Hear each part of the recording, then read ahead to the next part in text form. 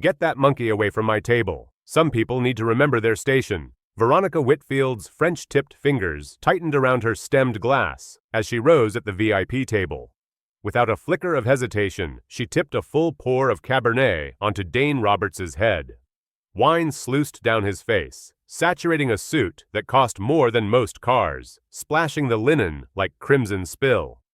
Did you really think you belonged here? She set the glass down with a crisp click. The gala froze. Conversations died. Screens lifted, capturing everything. Burgundy streaked down his cheeks, pooling at his collar, before dripping in steady beats to the white cloth, an inkblot of humiliation spreading wider. Did you think this was your crowd? Veronica asked, each syllable barbed. The Fairmont's grand ballroom became a stage under chandelier glare, every whisper silenced, every watcher a judge. Phones hovered, red lights winking. Dane didn't flinch. The room inhaled and held it, that shared intake before a storm.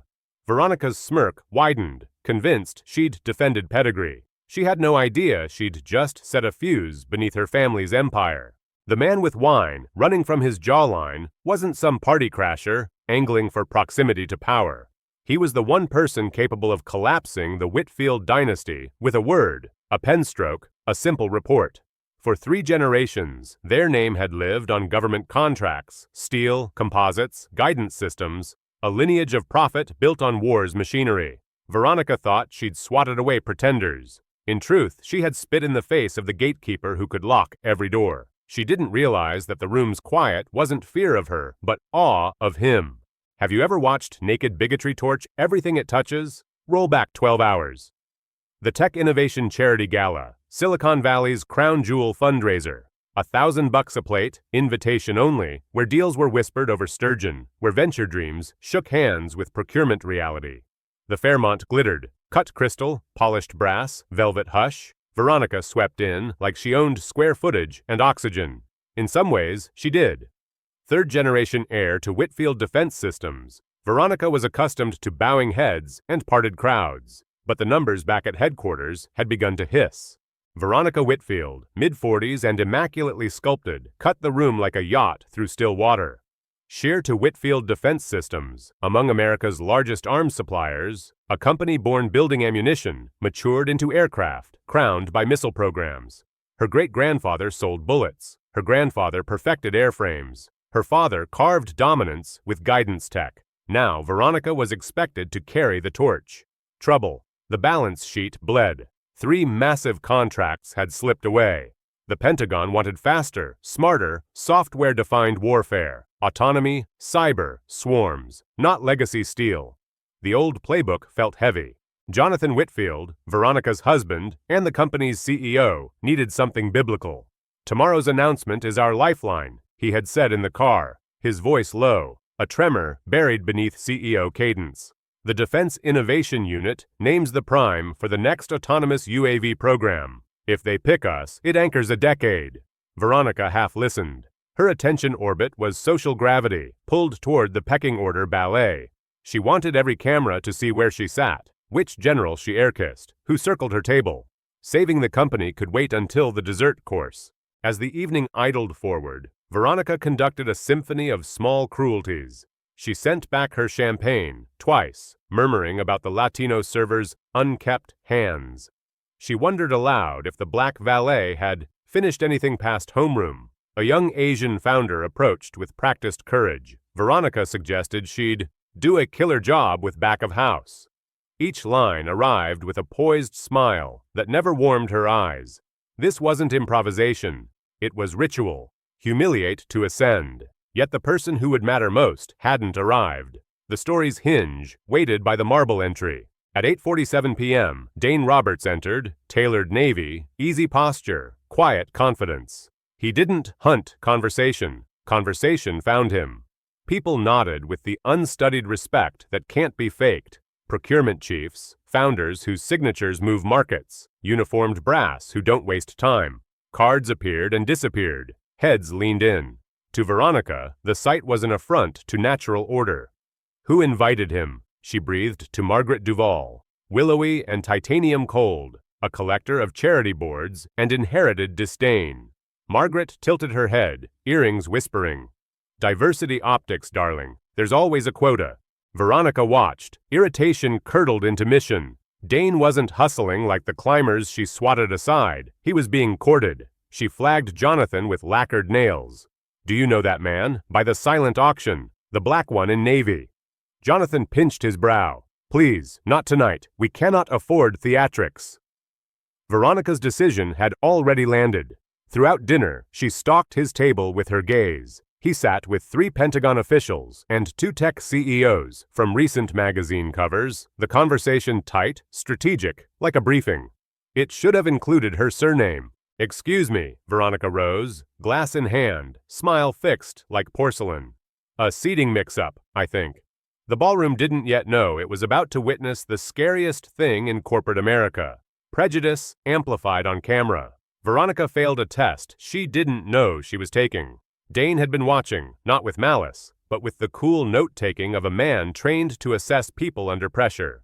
How you treat staff, how you flex power, whether you show contempt when you think nobody with leverage is looking. She was naked to him. He'd logged 3 deployments through hot zones, brokered ceasefires inside rooms humming with threat, outlasted slights that would fracture softer men. He had learned that character emerges when people believe consequences are off stage. Veronica was Exhibit A. She approached like a judge with an engraved gavel, wine curved like a blade in her hand. Dane remained still, centered, expression almost curious. He understood the cadence, the preamble, the insinuation, the crescendo. She thought she was about to correct a seating mistake. She was about to reveal an institutional one.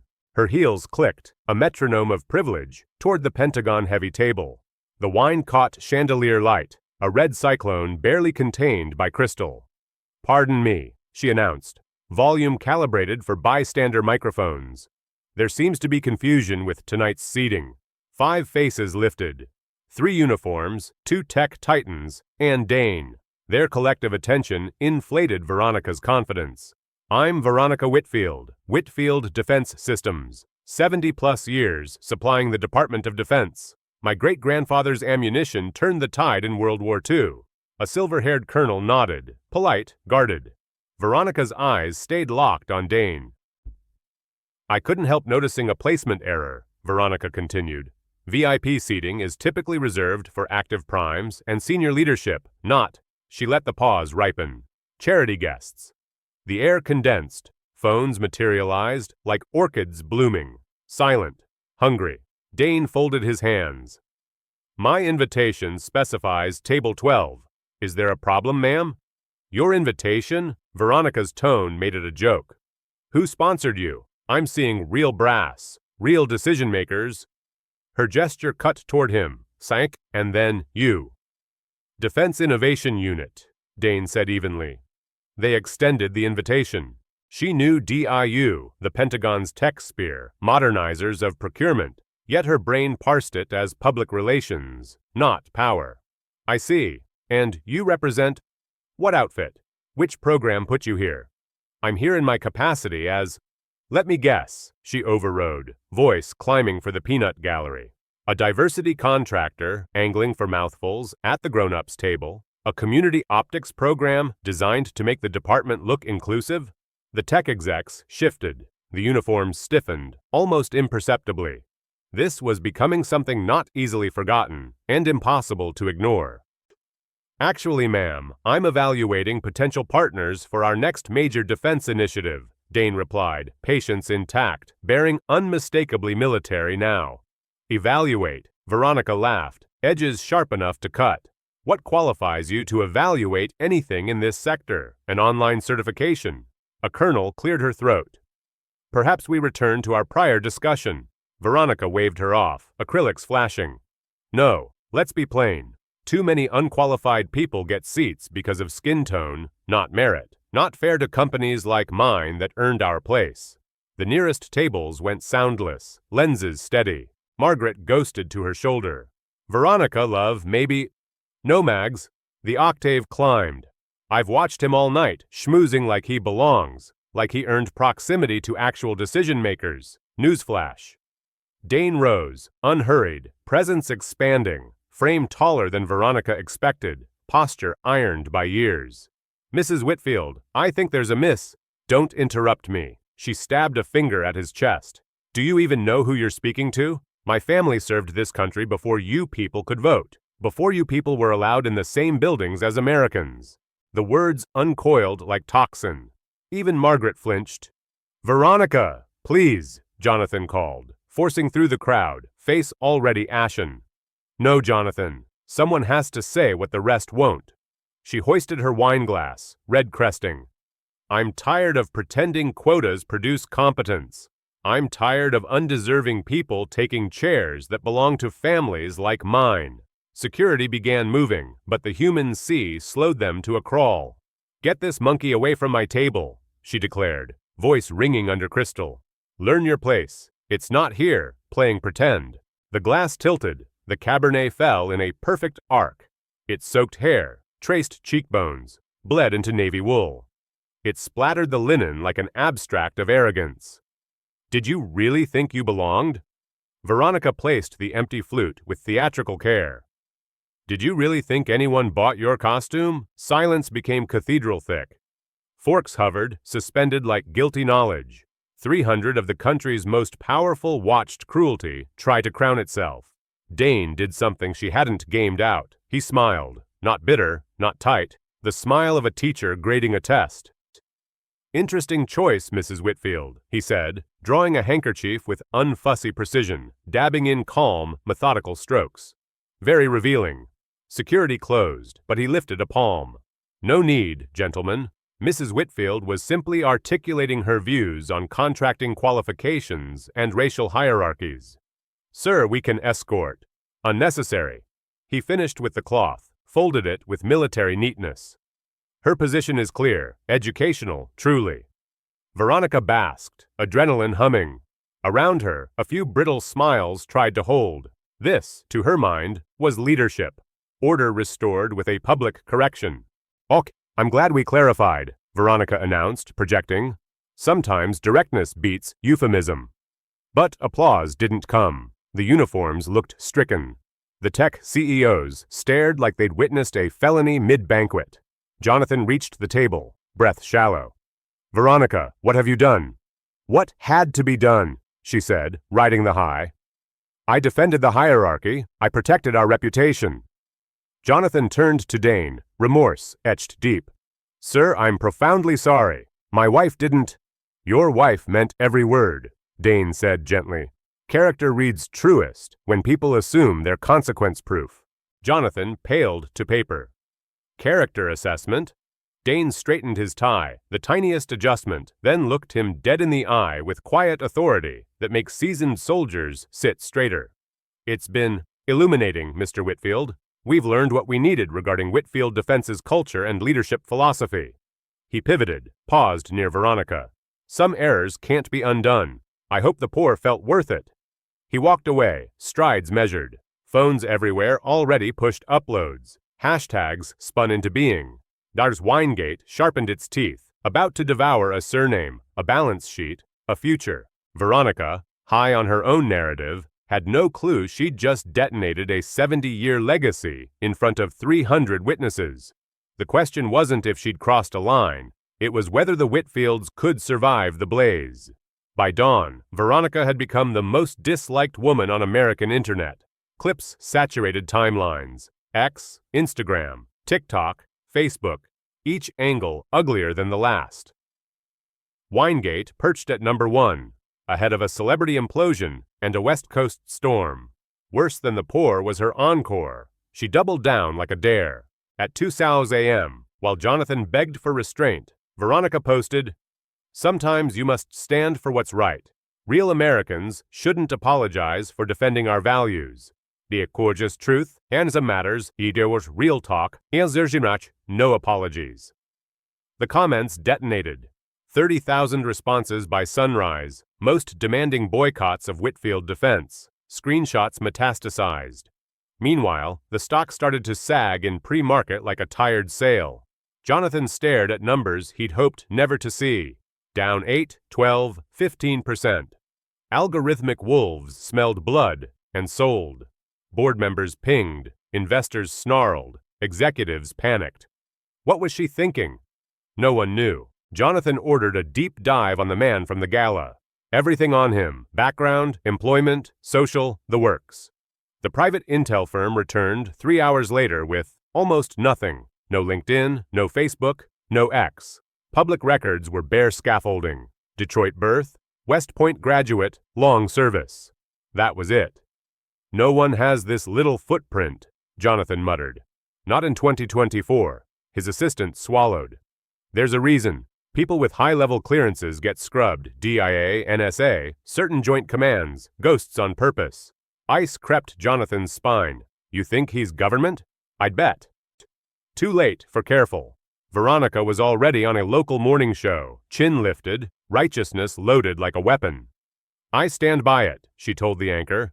He was out of place. Someone had to say what everyone's thinking. Diversity programs are out of control. The clip went viral for the worst reasons. Jonathan's phone rang, an unlisted number with the gravity of a summons. Mr. Whitfield, Colonel Paula Haynes, Pentagon personnel. We need an immediate meeting regarding your contracts. His mouth went dry. May I ask why? Last night's incident involving General Roberts. The call died. Jonathan stared at the screen. General. The man his wife soaked and slurred was a general. He dialed Veronica, busy hopping from podcast to YouTube show, recasting herself as offended patriot. She's lost the plot, he told his brother Marcus, COO. If he's truly a general, if he touches contracting. Marcus's voice was gravel. I'm seeing tremors already. 3 major subs asked to reassess. Aurora Group canceled next week's sit-down. Boeing's procurement wants to explore alternative supply chain. Reputation in their industry wasn't a note. It was the entire song. By midday, the story chewed through CNN, Fox, MSNBC homepages, Veronica's stills everywhere, the clip looping under neon chyrons. Society donor soaks black man at gala. None of them knew yet that the man wasn't merely anybody. He oversaw $50 billion in annual spend. And at exactly 2:12 p.m., Jonathan would face the consequence. A secure conference room, a table him on one side, reality on the other. Sometimes the hammer falls slowly. That afternoon, it fell like a dropped anvil. Veronica's words had turned into a procurement earthquake. 2 o'clock, Pentagon. Jonathan entered SIF quiet space and met the nightmare in dress blues. The man from the ballroom, dry now, composed, fruit stain a memory, sat at the head, stars precise as coordinates. General Dane Roberts, United States Army. The composure under attack, the unshowy authority, the way senior officials deferred, it all clicked. Please sit, Mr. Whitfield, General Roberts said, voice mild, final. We have much to cover. Jonathan sat, legs suddenly unreliable. General Roberts, my wife's behavior was indefensible. Racist, disgrace. A living exhibit of your company's leadership culture, Roberts said. Around the table, Colonel Haynes of Personnel, a liaison from the Secretary's office, Amanda Carver, and 2 DIU officials. All had watched the spectacle live or online. The Defense Innovation Unit, Roberts began, hands folded, evaluates more than technical specs. We evaluate character, who we trust with billions and with the lives tethered to the systems they build. Jonathan nodded, grieving and desperate. Of course, General. That's rational. Roberts didn't raise his voice. He didn't need to. Last night, we conducted what we call a cultural assessment across several UAV finalists. DOSH specifically, Roberts continued, a $1.2 billion autonomous drone program. Jonathan's heart stopped mid-beat. This was the contract, the rope over the cliff. Heading into the evening, Whitfield Defense ranked first. Your specs were strong, your price competitive, your past performance exemplary. He paused, letting the past tense hang. Were. Silence settled like a verdict. Character matters. We need partners who treat employees, subcontractors, and fellow citizens with respect, especially when no one powerful seems to be watching. Jonathan felt the floor tilt. The room didn't rage. It didn't need to. It was colder than rage. Your wife's behavior wasn't an isolated lapse, Roberts said. It was an unfiltered transmission of your internal frequency. We saw who leads when the mask slips. Colonel Haynes slid a folder across. Inside, screenshots, transcripts, time-stamped clips. And then she doubled down, Amanda added quietly, pointing to the 2 a.m. post. Boards, primes, sub-tiers are already signaling distance. Marcus's texts vibrated Jonathan's watch. Another supplier pausing receivables. A bank calling covenants. Jonathan swallowed. General, I'm asking for a path forward, corrective action, governance overhaul, whatever it takes to restore confidence. Governance can change, Roberts said. Culture is slower, and culture, for us, is risk. One DIU official tapped a page. Previous internal complaints, 2 quiet settlements, a training vendor terminated mid-engagement. Patterns, she said. Jonathan tried to explain them as anomalies. It sounded like excuses even to him. We're also stewards of the signal we send, Roberts added. Who we empower becomes who others emulate. If we reward contempt, we purchase more of it. Jonathan had no counter-argument. There are rooms where spin evaporates. This was one. Numbers didn't matter anymore. Values did. Effective immediately, Roberts said. DIU is pausing consideration of Whitfield defense for the UAV award pending review by an ethics panel. The words were clean, surgical. Jonathan felt something tear. General, that pause could be terminal. I'm aware, Roberts replied. I'm also aware that soldiers who will rely on these systems deserve partners we can trust without caveat. The liaison's expression was not cruel, just resolved. You will receive formal notice within the hour. Jonathan nodded, gratitude and dread commingled.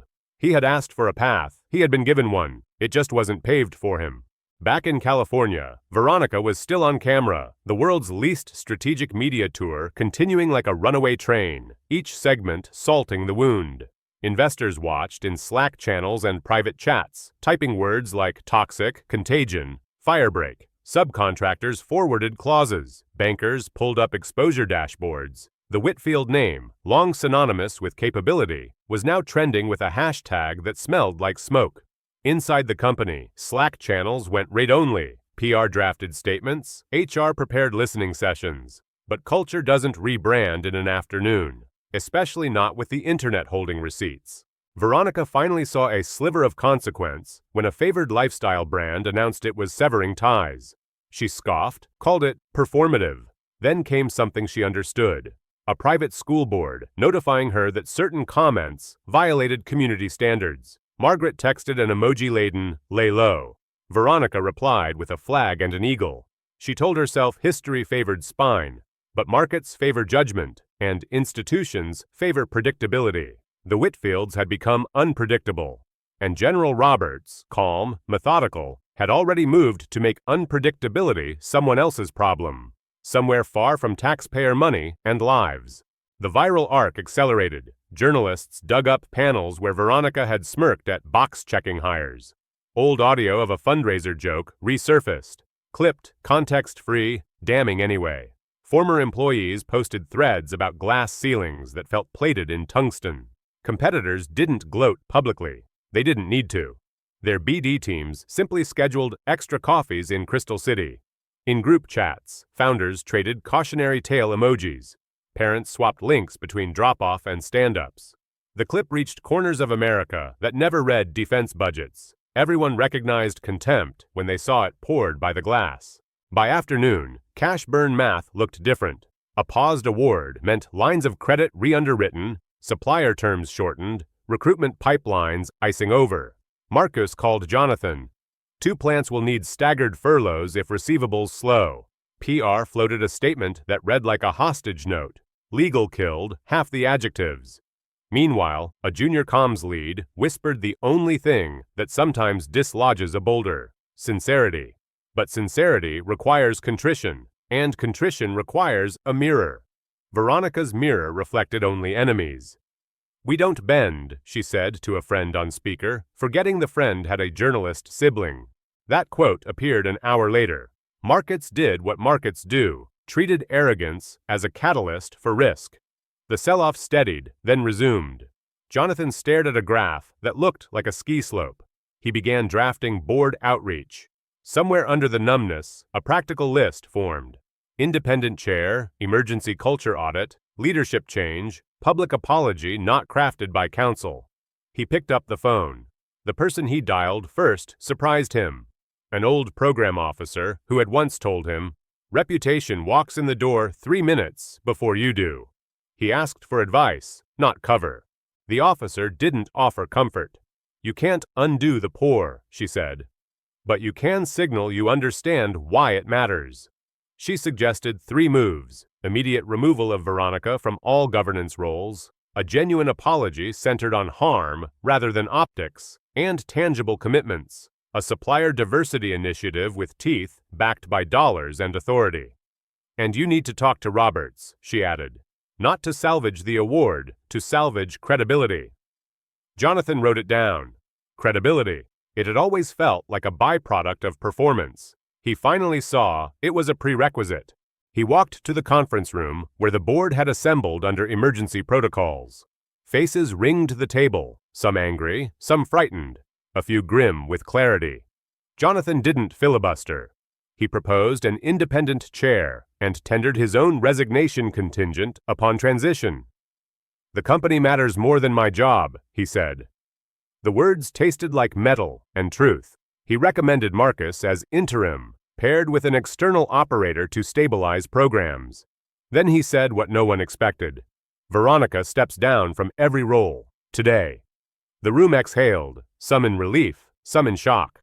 While lawyers began to draft, Jonathan called Veronica. She spat fire through the speaker, disbelief curdling to fury. "You're betraying family." "I'm trying to save 3,000 families," he replied. She hung up. He didn't call back. He emailed General Roberts instead, not to bargain, but to accept responsibility. He asked for a meeting to present changes and to listen. Roberts's aide replied with a time. "When a storm bends your house, you don't argue with the wind, you reinforce the beams." Jonathan finally understood the difference between spin and repair. Evening brought no mercy. A national magazine's homepage posted an op-ed. Elegy for the old defense order. It wasn't about missiles. It was about manners, power, and the new procurement ethos.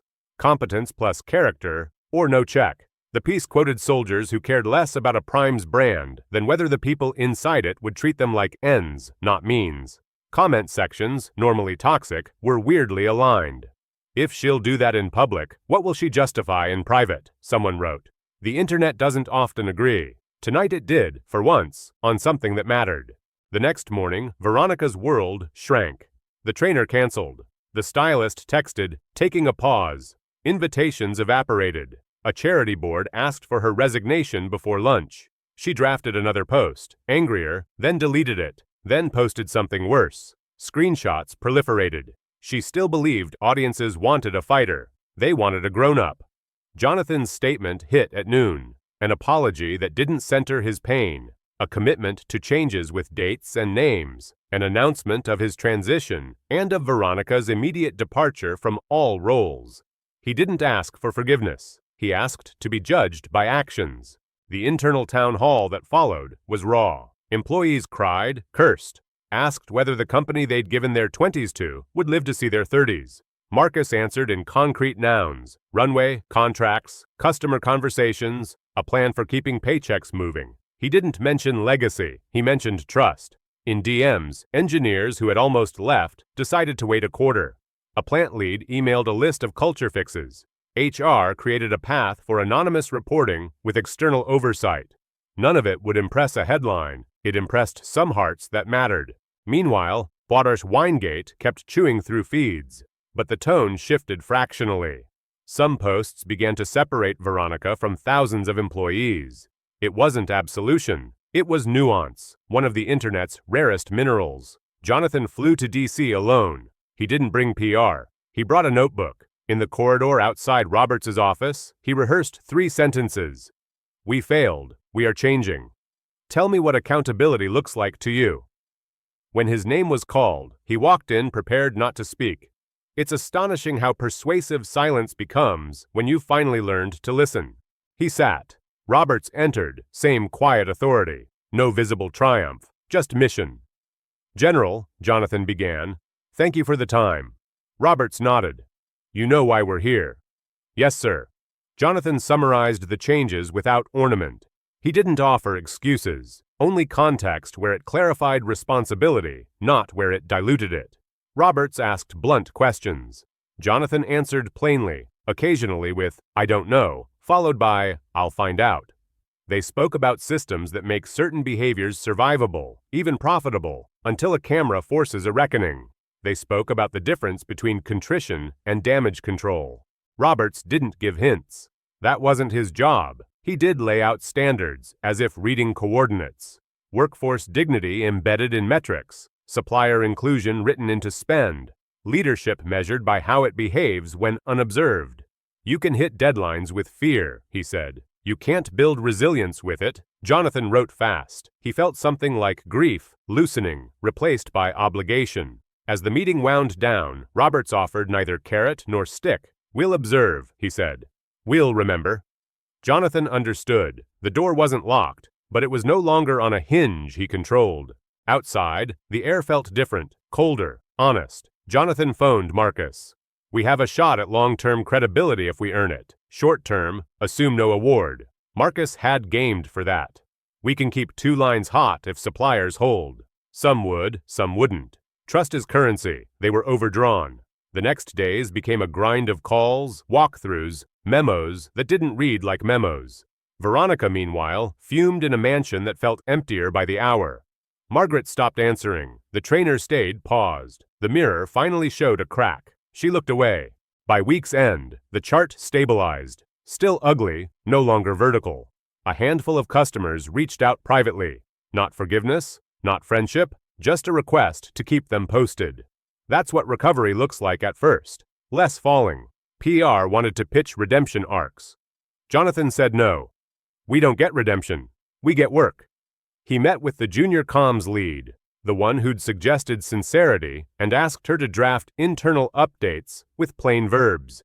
She did. People read them. A surprising number responded. When leadership stops shouting, other voices grow audible. An email arrived from a small subcontractor in Detroit, a black-owned machine shop that had once lost a bid and still sent a congratulations note. They had seen the clip like everyone else. They also saw the steps since. "If you're serious, we'd like another shot." It wasn't absolution, it was opportunity, the kind that builds better futures than apologies alone. Jonathan forwarded it to procurement with one instruction: level field, real timeline. In a different inbox, a reporter requested comment for a piece about modern contracting standards. Jonathan declined. He wasn't the right voice tonight.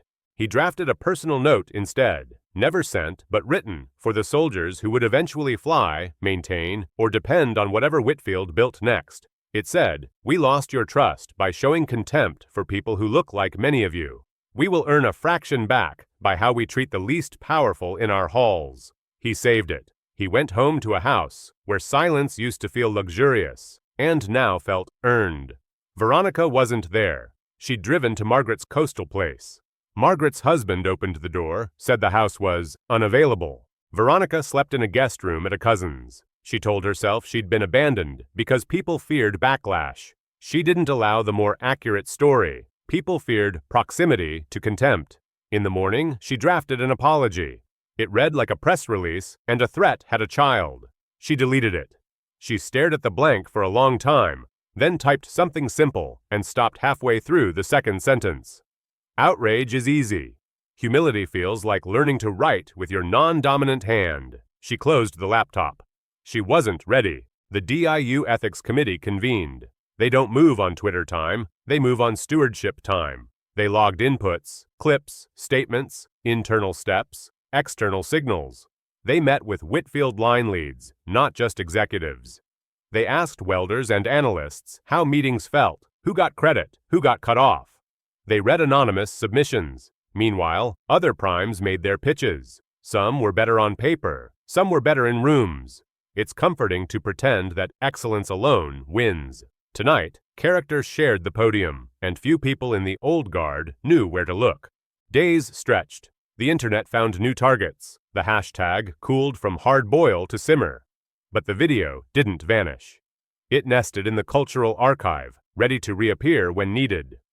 Veronica went off-grid for a week, then resurfaced with a post that almost worked. It wasn't quite contrition, not quite defiance. A straddle that satisfied no one. Comments toggled between "too late" and "try harder." She wrote a DM to Jonathan that said only, "You chose them over me." He didn't answer. He was busy choosing the adults the company had to become. In a fluorescent room, Jonathan met with mid-level managers whose promotions had slowed behind flashier hires. He asked what respect would look like in policy form. They told him, promotion panels with external observers, posted salary bands, anonymized reviews for first pass. He greenlit pilots. Meanwhile, a community college near one of their plants pitched an apprenticeship pipeline. HR found budget, finance objected, and then found a different place to cut. That's what change looks like, line items moving, not slogans. In D.C., Roberts read summaries without comment and kept his calendar disciplined. The board appointed an independent chair. Marcus took interim reins. PR tried to sell a glossy magazine on a new Whitfield spread. It died in committee. Good. The company wasn't new. It was trying to be less old. Jonathan kept a standing Friday with plant shifts. 2 at a time, no cameras. People said things that stung and things that helped. He started sleeping again, not well, but without the soundtrack of doom. Veronica's circle contracted to a handful of friends who liked a fight more than a future. Even they checked their watches more often. Then the letter arrived, DIU's ethics panel recommendation. Not a verdict, a map. It acknowledged steps, demanded more, specified timelines. It didn't reinstate anything. It didn't foreclose anything. It sat there like a mirror. You can live with this, or you can stop pretending you care. Jonathan read it twice, then a third time out loud. Marcus nodded. We can do this. Procurement would be harder. Capital would be tight.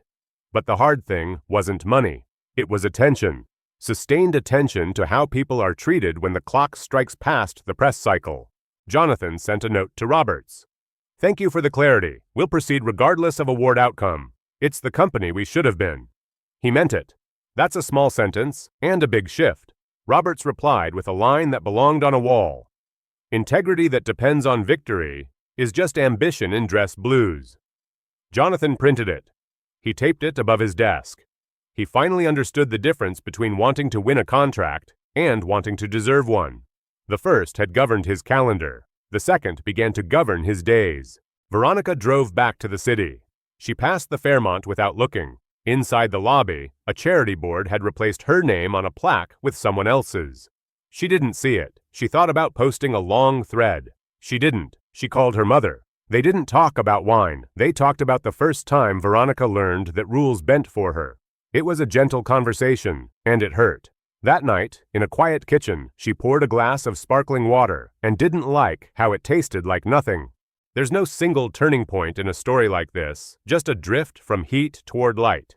The company kept showing up. DIU kept watching. The internet mostly moved on. Some people never forgave. Some did privately. Most filed the memory and returned to their own lives. The gala rented the ballroom again months later for a different cause.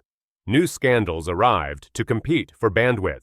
But the clip of Cabernet falling in slow motion still lived in countless phones, a portable parable about what happens when contempt meets consequence under chandeliers. In a classroom on base, a young lieutenant played the clip during an ethics session for acquisition officers. Character assessments happen whether you schedule them or not, she said. They talked about power and proximity and how not to confuse access with value. She told them about General Roberts, not the hashtags, the habits. Show up prepared, don't perform anger, make decisions that will read well later, not just now. The lieutenants took notes, some rolled their eyes. All of them would someday pick vendors. Some would remember the wine, enough would to matter. Back in California, a machinist put a new apprentice on a lathe. The kid messed up a half-inch on a throwaway rod. The machinist didn't yell, he taught. Culture is 1,000 tiny choices by people who don't have publicists. In D.C., Roberts finished a long day with a shorter walk and went home to a stack of reading. He didn't think about Veronica. He thought about systems and incentives. He thought about the award process like a circuit. Any corroded contact degrades the whole. Then he stopped thinking about work and ate dinner. Jonathan, no longer CEO, sent a note to employees on his last day in the role. It said thanks more than it said sorry, because thanks recognized their patience and their candor. He walked the floor one more time, shook hands with operators whose names he'd finally learned. Outside, he looked up at the sign he'd once imagined would carry his initials forever. It still might, but if it did, it would mean something different now.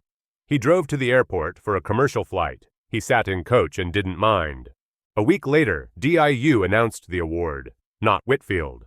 Another firm with solid tech and a quiet track record of decency took it. The press wrote it as a snub. It wasn't. It was stewardship. Whitfield survived, smaller, chastened, still capable. They won a modest subcontract later, earned on merit, and monitored like a probation. That's recovery, not a standing ovation, a foot in the door you resolve never to slam on someone else's toes. Veronica didn't post about it. She had learned at least that much. Sometimes silence is the start of wisdom. Months passed. The clip resurfaced occasionally when a new scandal echoed the old one. Each time it found fresh eyes and taught the same lesson. At a holiday party, Jonathan stood by a coffee urn and talked shop with a junior engineer who planned to stay. "The work matters," she said. "If we keep proving that, the rest fixes slower. But it fixes." He nodded, grateful for a sentence that fit on an index card. He drove home through rain. He didn't pass the Fairmont. He turned left earlier, toward a smaller street and a lighter house. On a quiet afternoon, Veronica wrote a letter she didn't publish. It was not an apology to the internet. It was one to the waiter, whose hands she'd insulted, to the valet she'd belittled, to the founder she'd diminished. She wrote their roles because she didn't know their names. She put the letter in a drawer. Maybe she'd take it out someday and find them. Maybe she wouldn't. Growth is ugly, private, and slow. The internet won't clap for it. That's fine. The people you pass in hallways will notice anyway, or they won't, and you live accordingly. And in that secure room months earlier, back on the day the path forked, General Dane Roberts had said one last thing before he stood to leave Jonathan with his choices. Heading into last night, he'd said calmly, "Whitfield Defense was our top choice for the UAV award. Your technicals were excellent, your price was competitive, your record was a model." He paused, not unkind, absolutely firm. Was. Then, evenly. "Capability without character is a bet our soldiers can't afford." He didn't raise his voice. He didn't need to. The sentence did the work. On the table before Jonathan, General Dane Roberts set down a tablet looping the viral clips. Veronica's pour in merciless slow motion, followed by morning hits, where she doubled down with polished venom. "Your wife called me a monkey, Mr. Whitfield, before 300 witnesses." The line played again, colder on repeat. "Then she spent sunrise defending it." Jonathan wanted the carpet to swallow him whole. "General, Veronica doesn't speak for the company. She has no role." "She's the controlling family's spouse," Roberts said. "She broadcasts your house values." Colonel Paula Haynes leaned toward the light. "We've been reviewing your hiring and promotion patterns, Mr. Whitfield. Leadership demographics, pipeline, the practical muscle behind your DEI claims." The liaison, Amanda Carver, opened a folder and slid it across. 5-year snapshot, she said evenly. 3 discrimination cases, 2 settled quietly. 1 finding of hostile environment for Black and Latino employees. Jonathan felt the room tilt. Those were isolated, edge cases we've been correcting. Roberts didn't raise his voice. He let steel live under calm. Last night suggested the edge is closer to the center. "Osh, let me clarify who I am," Roberts said, rising with unshowy authority. He tapped a wall display, images cascaded to life. Young Dane in basic dusty patrols, field commission, command photos. "I enlisted 25 years ago. 3 deployments to Afghanistan. Earned my bars under fire, climbed, while hearing every slur from people convinced they outranked my humanity." The slideshow advanced. Citations, funerals, promotions. "I learned to treat insults as data about their character, not mine." Jonathan watched, shame burning.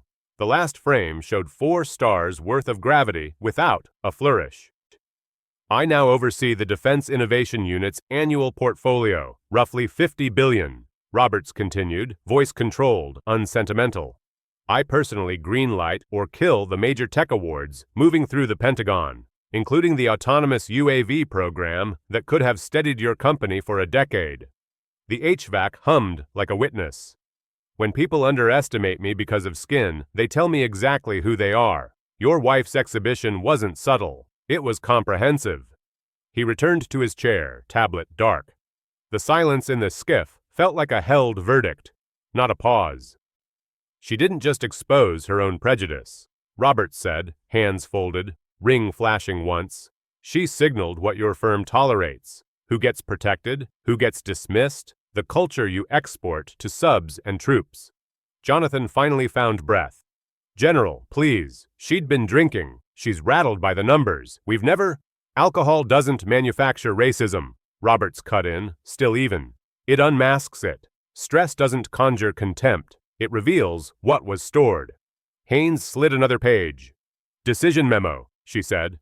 The UAV Prime has been awarded, final this morning. The name underneath wasn't Whitfield's. Wheat. Northrop Grumman, Amanda said, voice professional, merciless through precision. Jonathan's vision tunneled. 1.2 billion, gone. The rope he'd hoped to climb now held a different climber. Additionally, she added, the department is initiating a comprehensive audit of your existing task orders and IDIQ work.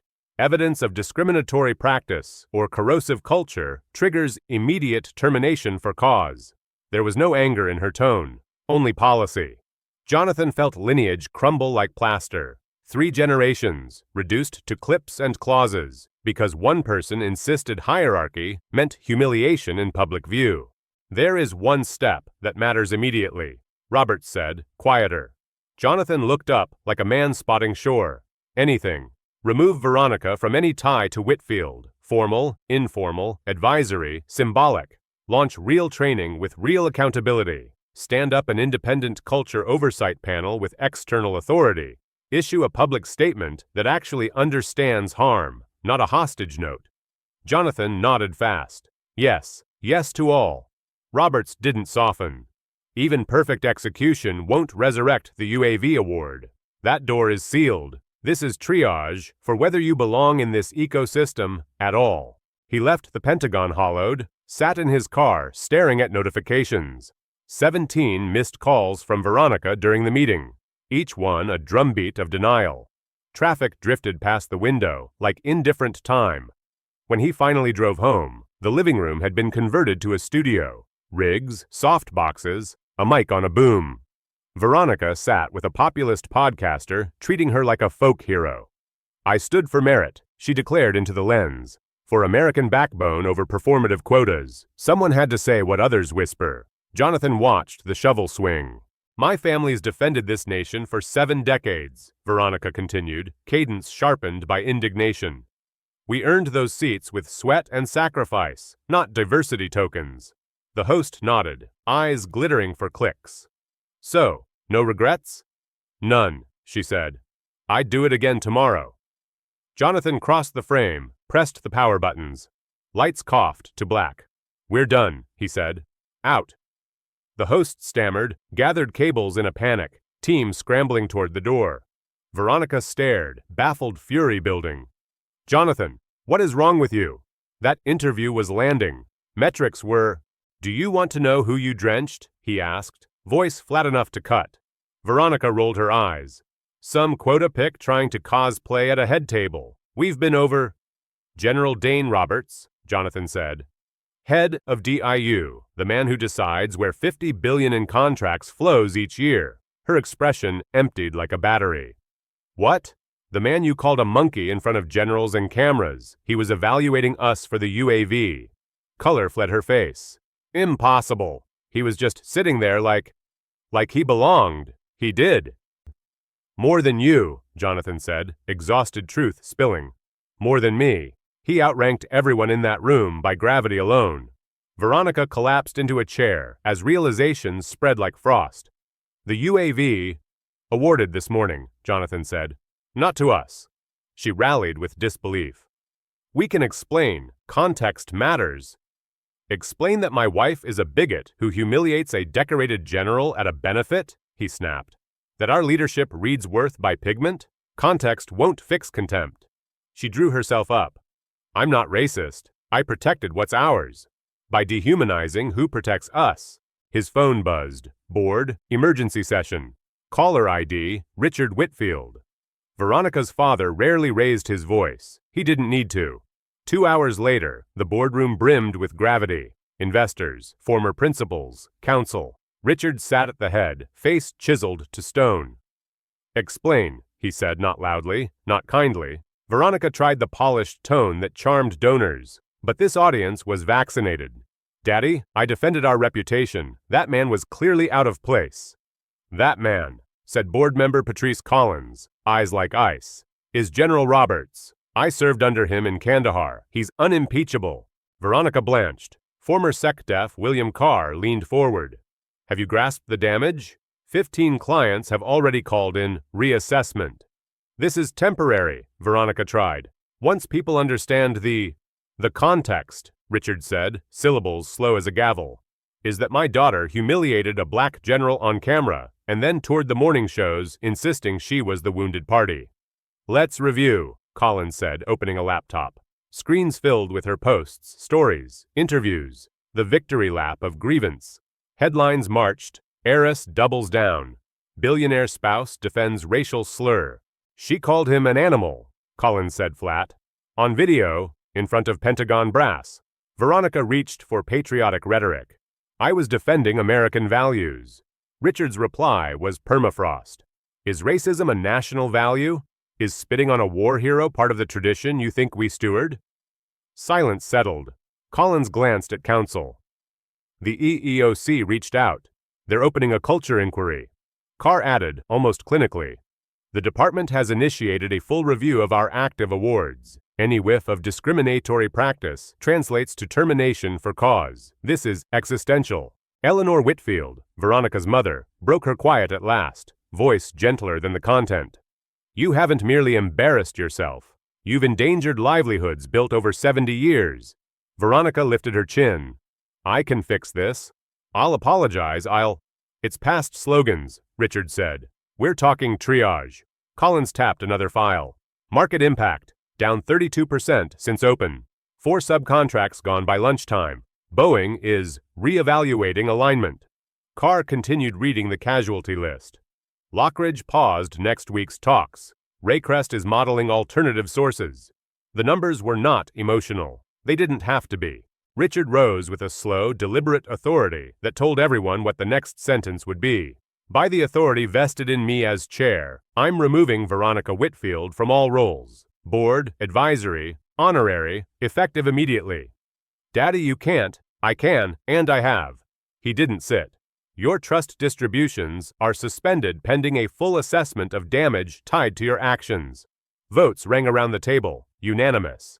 Eleanor didn't look triumphant. She looked tired. "This has been a pattern," she said softly.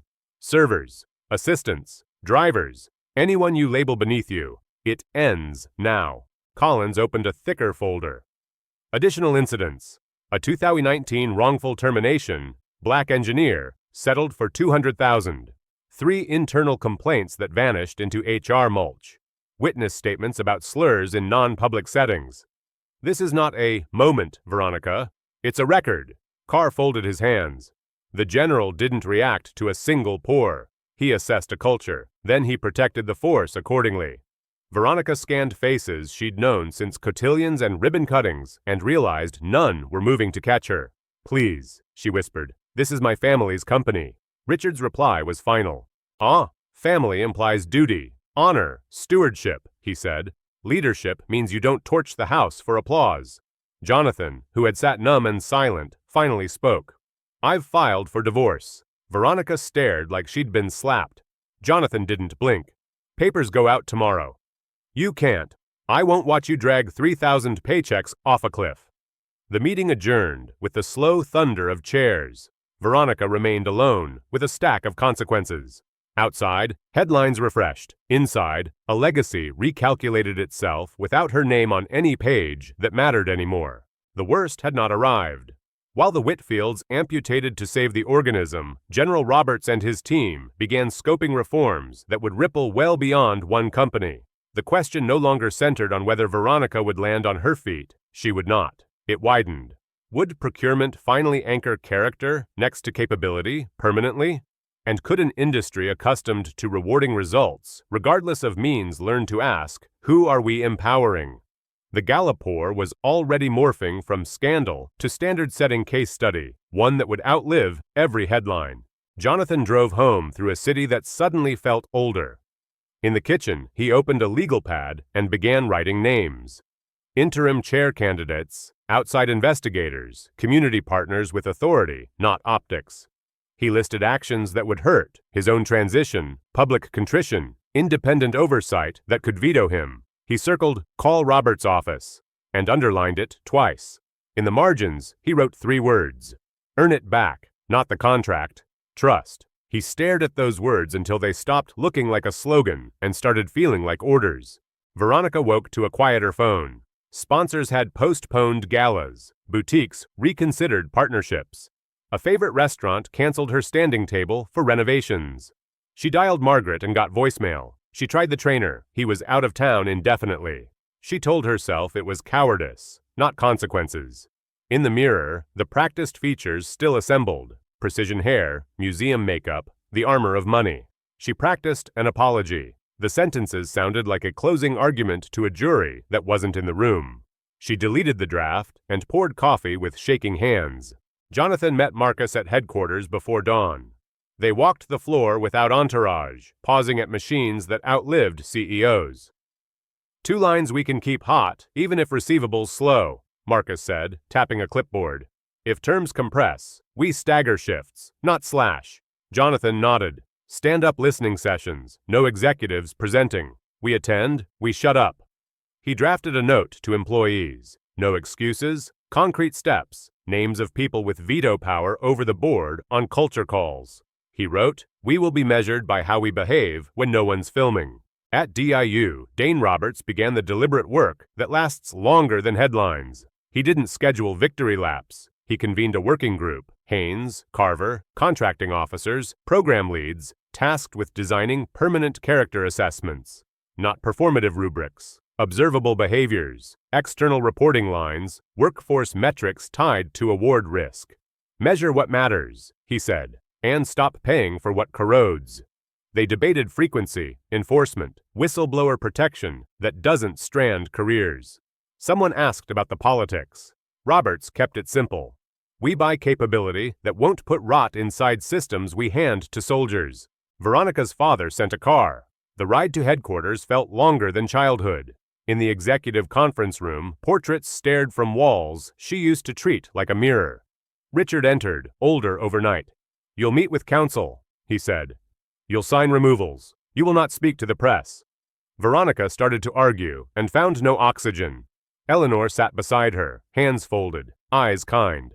"Accountability isn't cruelty," Eleanor said softly. "It's oxygen for everyone you suffocated." Veronica looked at her mother and saw something she hadn't expected, grief, not anger. Counsel slid documents. Veronica signed, flame by flame, extinguishing the empire she'd assumed was inheritance, not stewardship. A security badge changed color. Email access revoked. The petty indignities felt seismic. When it was done, Richard stood. "You are still our daughter," he said, the words heavier than love. "But this house is under new rules." She wanted to ask who she was without a last name that opened doors. Instead, she asked, "Where do I go?" Eleanor took her hand, old-fashioned and human. "Forward," she said. "It's the only direction that works." That afternoon, DIU issued the UAV announcement. The release read like any other: awardee, value, performance period, no victory dance, no shade. Inside Whitfield, Slack threads lit with shock, anger, resolve. Some employees packed boxes. Others stayed late, building contingency schedules, rewriting supplier terms, calling customers not to pitch, but to listen. HR opened an external hotline, staffed by an independent firm with authority to bypass internal approvals. The junior comms lead drafted a town hall agenda with one rule: questions first. Jonathan rehearsed, saying, "I don't know," without flinching. Veronica drove to the Bay Bridge and sat in traffic, anonymous for the first time. She turned off talk radio. Silence grew teeth. She remembered the valet from a year ago, the one she'd mocked about diplomas, who had an army patch on his key lanyard. She remembered laughing on a patio while a server blinked away something saltier than sunlight.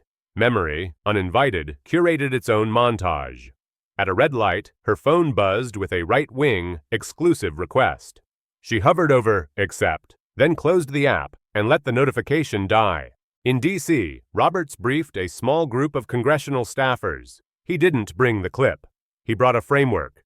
Objective checks on culture risk, contract clauses with teeth, early warning indicators. Technical excellence wrapped in contempt is operational debt, he said. It compounds until the system fails, where trust is required. A staffer asked if this was social engineering. No, Roberts said, unruffled. It's supply chain hygiene. He left without quotes, to be chewed by cable shows. He preferred policies that would still function when hashtags changed direction. Marcus led the first listening session on a plant floor, folding chairs between CNCs. No stage, no mic. People spoke. A machinist described a manager who cut off women mid-sentence. A junior engineer recounted a joke that wasn't. A custodian explained how contractors treated her invisible. Marcus didn't defend. He wrote. At the end he said, "Thank you. Next week we return with changes, not promises." 3 days later, that manager was reassigned pending review. The joker was out, and the custodial vendor's contract was rewritten to include dignity clauses with penalties. Veronica's apartment smelled like primer and the previous tenant's dinners. She placed 2 suitcases in a space that didn't care about surnames. She stared at a stack of unopened mail, forwarded from a life she no longer lived. Eleanor called. "Come to dinner," her mother said. "Not to litigate, to eat." Veronica declined and surprised herself by telling the truth. "I'm afraid of the silence after the plates." Eleanor understood. "It will be loud for a while," she said. "Then honest. Loud and honest beats expensive and hollow, any night you want." The Equal Employment Opportunity Commission scheduled interviews. Whitfield's counsel didn't obstruct. Jonathan made a statement to employees. "We will not retaliate against truth." He meant it, then enforced it, once, twice, loudly. HR's leader stepped aside for an outside interim with authority to reopen closed complaints. Finance carved budget for training delivered by people who had never worn Whitfield badges. Someone tried to rebrand the program. Jonathan vetoed the name. "No slogans," he said. "We'll earn nouns later." Behind the scenes, suppliers watched. Some leaned in, others moved on. That's markets. A magazine editor pitched Jonathan on a glossy redemption profile. He said no. "We're not redeemed," he told Marcus. "We're responsible." Instead, he called an old program officer and asked to audit how they treat subs. "Start where trust is thinnest," she advised. Procurement unfroze a small Detroit shop's vendor file and reran the bid honestly. The shop won a pilot. Modest money, meaningful signal. In a plant corridor, a welder told Jonathan, "Keep the cameras away and keep doing that." It was the most valuable endorsement he'd heard in months. Veronica's lawyer explained the prenuptial math. There was less cushion than myth. The condo would go to Jonathan. The art would be appraised. Most pieces weren't hers to claim. A court-ordered community service placement arrived by email. Oakland shelter, 20 hours a week. She bristled, then printed the directions. On day 1, she learned the names of knives, not designers, of schedules, not galas. A volunteer coordinator, unsentimental and kind, handed her a hairnet. "We need hands, not speeches," the woman said. Veronica tied the net and said, "Okay." At DIU, the character framework took shape. Leadership diversity bands, complaint resolution velocity, third-party hotline integrity, subcontractor equity rules, exit interview analysis, random culture audits. Haynes insisted on whistleblower shielding with relocation support. Carver added a score impact that could drag an otherwise perfect technical proposal below the line. "We're not grading vibes," Roberts said. "We're grading behaviors with operational consequences." A skeptic asked if primes would just fake it. Haynes shrugged. "Faking leaves fingerprints. We're building forensics." They named it what it was, Culture Risk Assessment, appended to every major award. The first Whitfield Town Hall began with Jonathan reading names. Employees lost to layoffs after prior contracts slipped. He said each aloud, a small memorial and a promise to avoid more. He explained the UAV outcome without blaming politics. He detailed changes with dates and owners.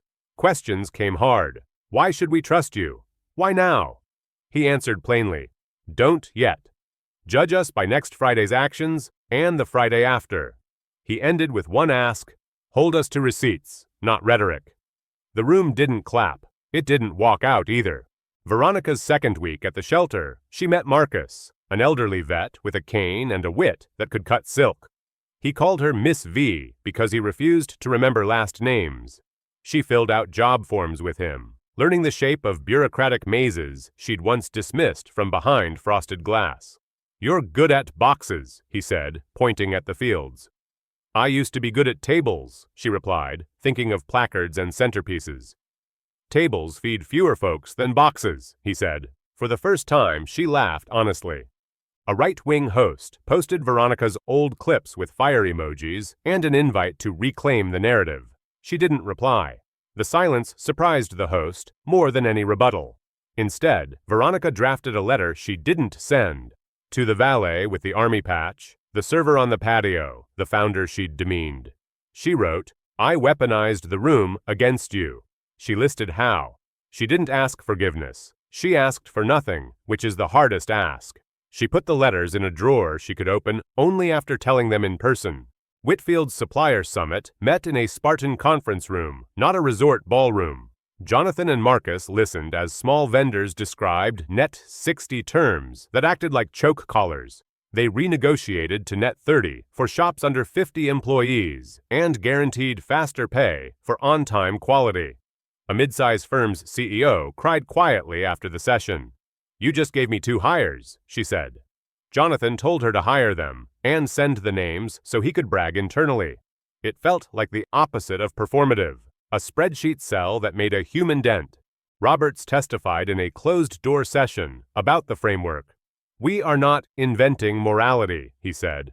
We are enforcing readiness. Culture rot breaks sooner under stress. Combat, cyber intrusion, field failures. We refuse to pay for corrosion. A staffer asked whether companies would sue. They can litigate, Roberts replied. We'll continue buying from partners who keep our people safer. Outside, cameras waited. Inside, policy gained ballast. When he left, he called Haynes. Publish the implementation memo. No adjectives, just requirements. She smiled.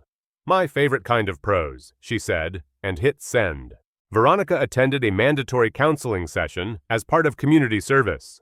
The therapist didn't interrogate. She mapped. When did contempt become your default? Veronica started to blame pedigree, pressure, Jonathan, enemies. The therapist kept the pen still. Finally, Veronica said, when people stopped telling me no. She cried in a way that felt unglamorous and medicinal. The therapist offered no absolution, just homework. Do 3 things weekly where your last name is irrelevant. Veronica wrote, ladle soup, fill out forms, clean tables, none would trend. That was the point. At headquarters, the independent chair, Ruth Delgado, a retired aerospace COO in her late 60s with a spine like a keel, took the gavel. She didn't owe Jonathan anything and treated him accordingly. She created a culture and ethics committee with external voting members, authorized to stall any bid if flags appeared. She ordered an audit of succession pipelines. She met with line workers before executives. Steer by the quietest voices, she told the board. Someone rolled their eyes. Ruth turned her head slowly. The eye roller did not repeat the error. An industry panel invited Jonathan to discuss rebuilding after crisis. He sent Marcus instead, with 2 shop owners and the junior comms lead. On stage, Marcus said, don't call it rebuilding, call it repairing harm. The shop owner from Detroit described winning the pilot without a golfing buddy. The comms lead said, stop naming programs after birds. The audience laughed, then wrote it down. Backstage, a competitor's VP shook Marcus's hand. We're stealing your supplier terms. Good, Marcus said. Make it a race we all win. The VP looked surprised and then relieved. Veronica's court date arrived sooner than dread. Outside the courthouse, protesters chanted without ugliness, anger braided with grief. She wore a modest suit that fit like honesty, imperfect, appropriate. Her court-appointed lawyer handed her a statement. She read it as written, voice steady, not defiant. Reporters angled for contrition porn. She gave them nouns: harm, repair, work. She did not say if. She did not say but. The internet still roasted her. Some roastings are earned. Afterward, she walked 2 blocks alone and bought herself a cheap sandwich that tasted like consequences. That afternoon, Roberts faced microphones. He didn't throw elbows. "Mrs. Whitfield's apology is noted," he said. "Our focus remains the same: partners whose behavior under pressure reflects the values we defend." A reporter pushed for gossip. "What about personal forgiveness?" "I don't award that," he said. "I award contracts." The clip traveled well. Calm, beating heat. Principal beating spectacle. In offices and Slack threads, people who hated meetings watched a man make accountability sound like logistics. That night, he made pasta and graded performance reports with the same unflashy precision. Inside Whitfield, Dr. Maya Johnson released Phase 1 of her audit. It was blunt and footnoted, a map of fractures, pay disparities, microaggressions stapled into processes, complaint paths that cul-de-saced. She didn't suggest posters. She suggested scorecards tied to bonuses. Miss the mark, lose money. Jonathan agreed publicly and privately, then watched who flinched. Some did. A talented VP resigned rather than be measured. Ruth shrugged. Standards are magnets and sieves. They posted the report internally with no PR gloss. Coworkers read it, argued about it, and began to implement line items. Veronica's routine hardened into something that felt like life. 6 a.m. bus, shelter prep, paperwork clinic, mop lines, home by 9 to a quiet that no longer scared her. She started sleeping without Chardonnay. She learned volunteers' kids' names. She stopped explaining herself and discovered how much oxygen explanations steal. One night, Marcus insisted she take home an extra sandwich. "You're skinny as pride," he said, laughing. She laughed too, then cried in the stairwell, not because of the sandwich, but because someone had noticed she was there to be noticed. The DIU framework rolled to other agencies faster than pundits predicted. Transportation adapted vendor culture checks for safety contractors. Energy applied it to nuclear maintenance. Education used it on EdTech pilots. Some trade groups screamed about red tape. Others saw liability fall. Insurance underwriters liked the signals. Premiums twitched downward for firms with clean audits. An economist called it the externalities correction nobody asked for, but everyone needed. Roberts ignored the labels. He wanted reliability that survived election cycles. He told his team, "We're building scaffolds, not headlines." They nodded and kept building. Whitfield's numbers stopped falling and started plateauing, ugly, stable, survivable. A mid-tier contract arrived, not glorious, sufficient. The team celebrated with sheet cake under fluorescent lights. Jonathan gave the shortest speech of his life. "Thank you." He shook hands with a quality tech who had almost left. She said, "I'll stay another quarter." That sentence felt like revenue.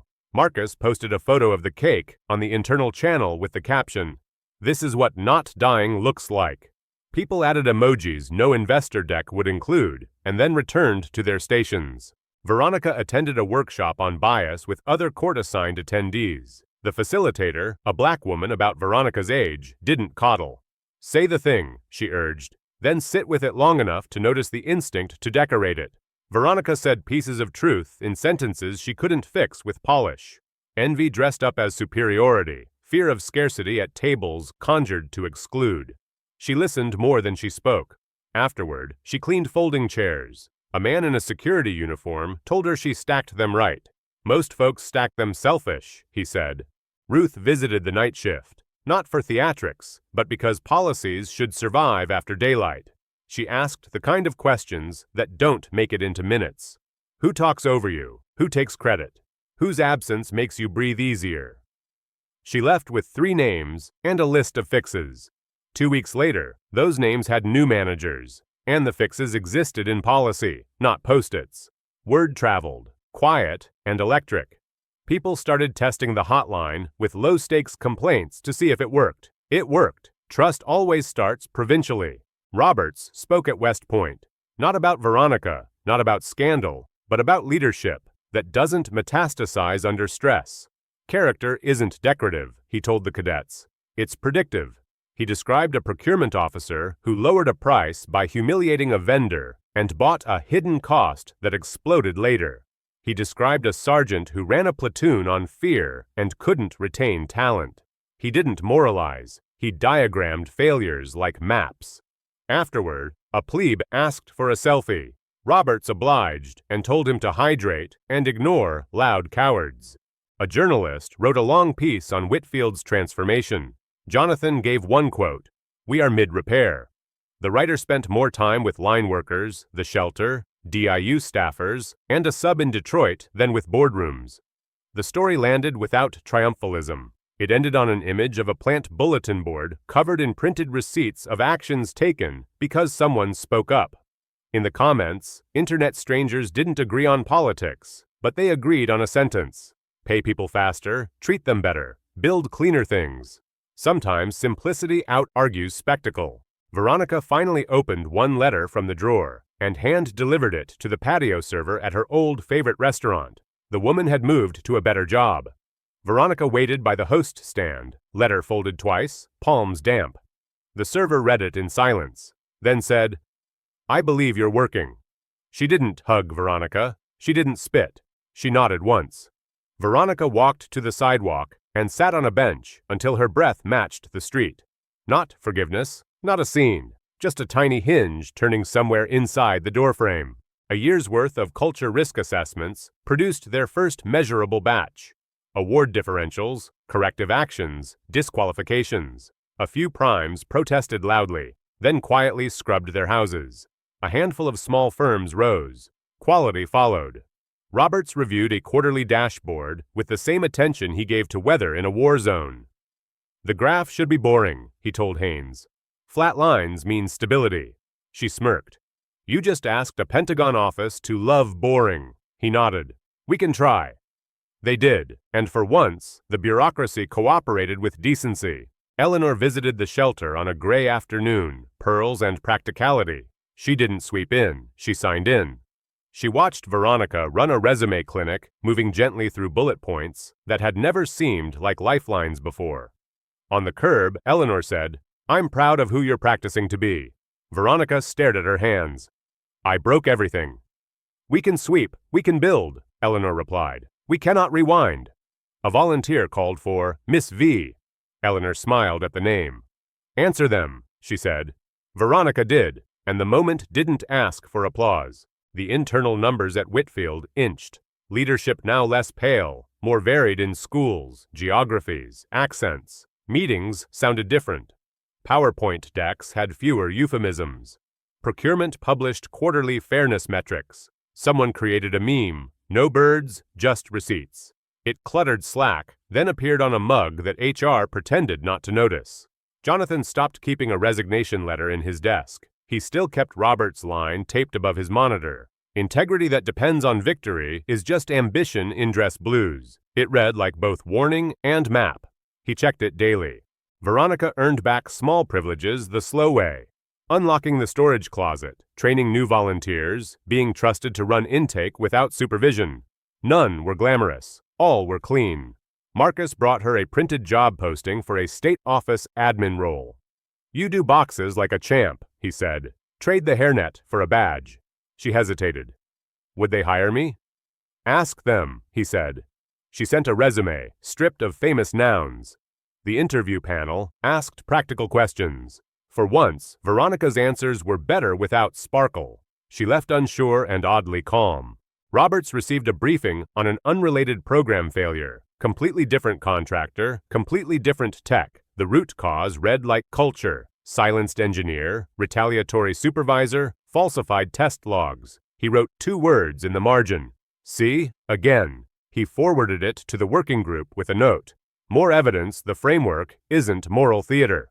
Haynes replied with a link to an enforcement action the office had just taken.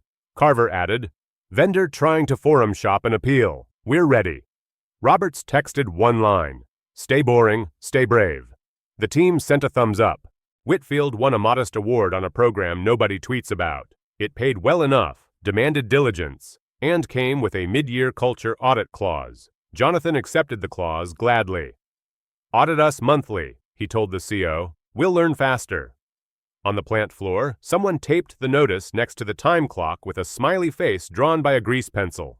Guess we can't be jerks, a tech joked. We could, her colleague said, but we'd lose the work. The incentive landed where lectures rarely do, at the paycheck. The young Veronica got the state job.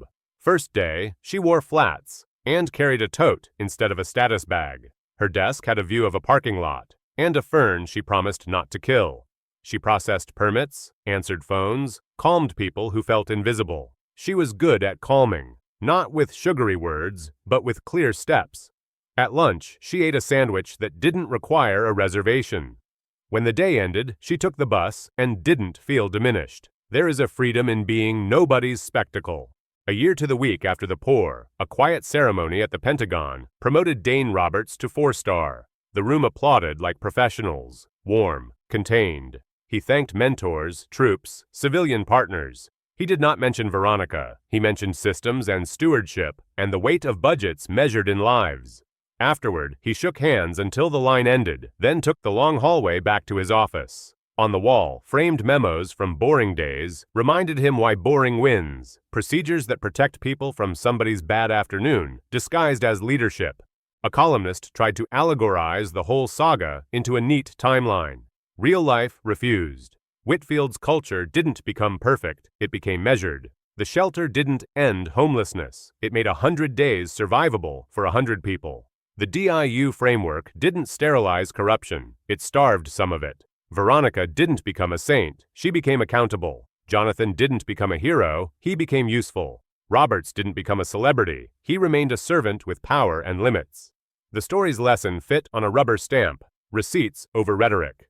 Veronica closed down the clinic one evening and walked Marcus to the corner. He tapped his cane on the curb. You're different than the first day, he said. She shrugged. I'm quieter. Same thing, he said. Quieter leaves room for work. She smiled. Thank you for being unimpressed, he laughed. Child, the army taught me to be unimpressed by everyone. She thought of Roberts, whom she had humiliated and who responded with architecture instead of vengeance. She whispered, to no one particular, I'm sorry, and meant the active verb, not the past tense. Jonathan gave one last interview, months after turning down dozens.